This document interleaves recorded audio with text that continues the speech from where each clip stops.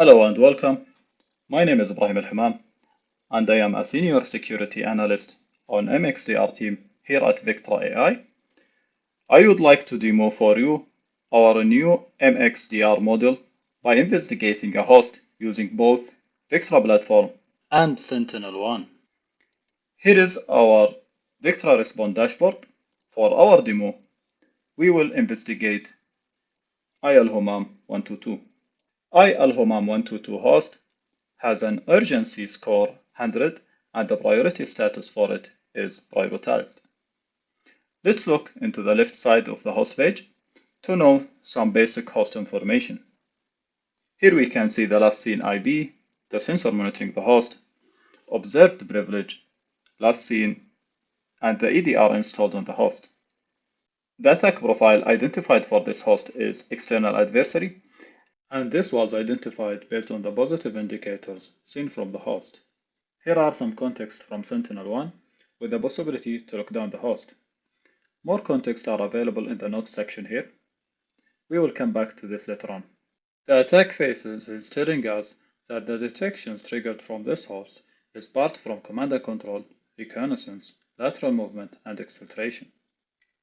Now let's have a look on the active detections we have here. I will start by expanding them all. The first detection is just an informational detection telling us when was the first time this host was identified on the network. Next one is a command and control detection, which was over HTTPS protocol and was targeting this command and control server. Next is a recon detection, which in the host was performing port scan targeting two IPs. Next is another recon detection, which was RPC targeted recon made by using the account administrator and targeting three internal IPs.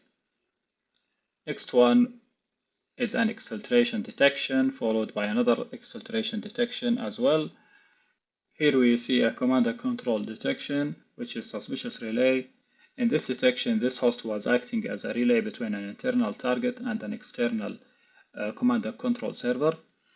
And then we see here an automated replication detection, which in probably the attacker was trying to copy same malware to another internal targets. Then we see an SMB account scan, which was targeting 13 accounts.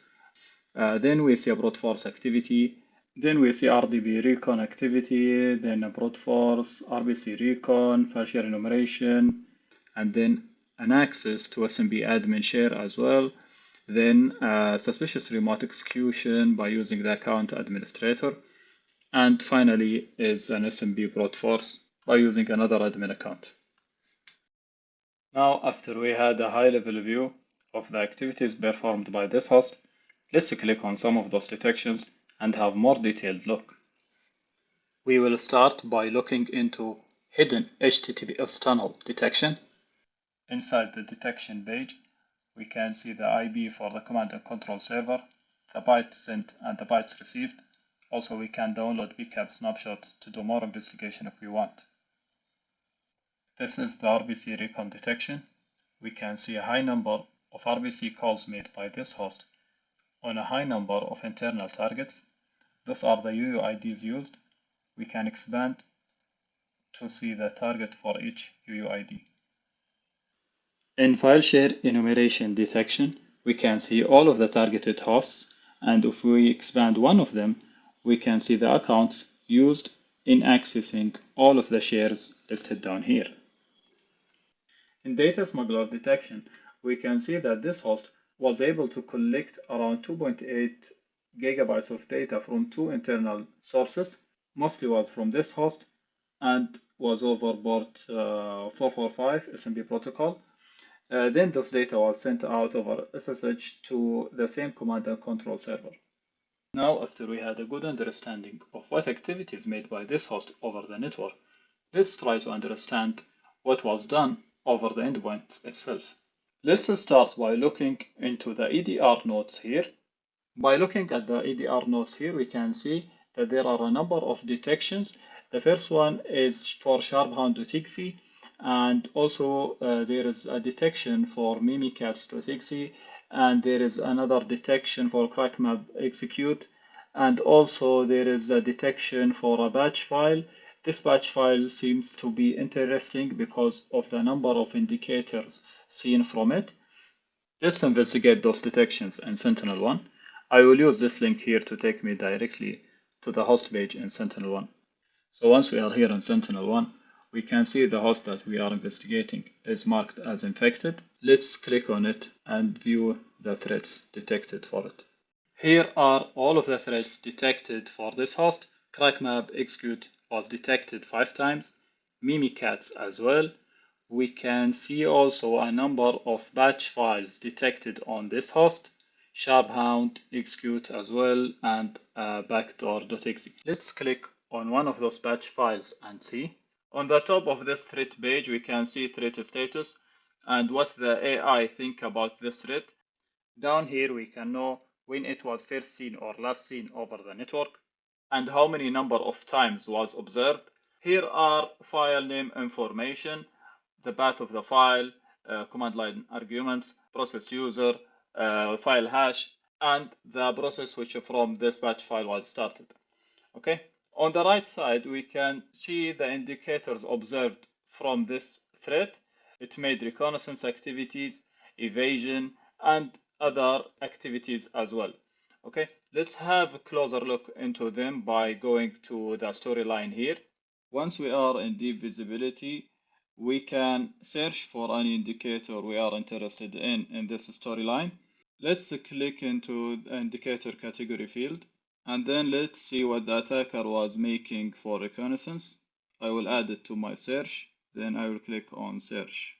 We see that the attacker used Bloodhound for reconnaissance, and actually this event reminds us of a reconnaissance detection that we have seen previously on Respond. It's great to correlate whatever we see between those two products to have better picture of all of the attacker activities performed in our environment.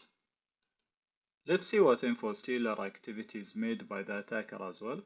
Here we see the attacker was trying to dump some credentials from LSAS process by using Mimikatz. However, this activity seems to be blocked by SentinelOne and access was denied. Let's now search and see what the attacker made to escalate his privilege on the endpoint. So we see here a user access control bypass activities was made by abusing FOD helper. Let's look for persistence activities. In persistence, we see the attacker created a number of services with a random name that we see here. Now, after we have completed our investigation for all of the activities this host made over the network and over the endpoint, we can confirm that this host is infected, and we can start now our mitigation actions. So let's start by clicking on actions, then mitigation. Here we can see the mitigation actions available for us. Rollback actually includes all of them. It will use these snapshots to roll back the system. We will select it. Then we will set our analyst verdict to true positive. Then we will apply.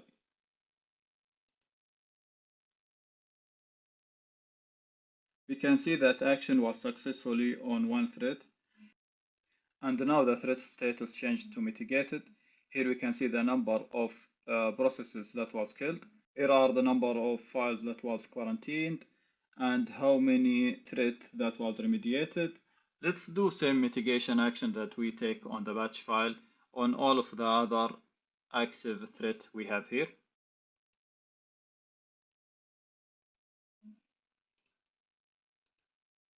We see now the status was changed to mitigated for all of the threats here. So apparently during our rollback action, some of the threats SentinelOne was unable to take action on.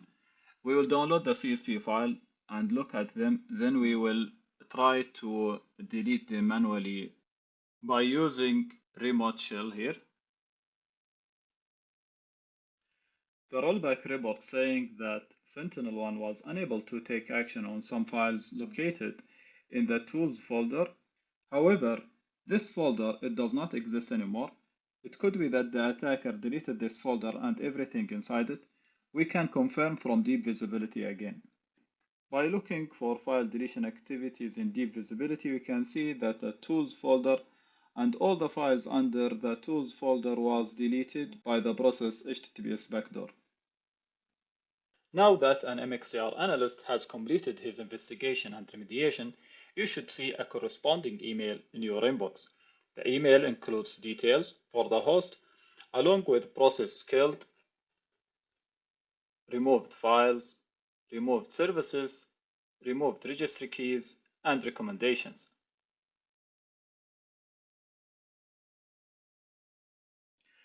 This concludes our demo. Now you know that Vectra is prepared to integrate and leverage your EDR product to reduce your attack surface and increase your visibility with this integration. Make sure to reach out to your security specialist on Vectra MXDR team to find out what works for your environment. Thank you for your time and goodbye.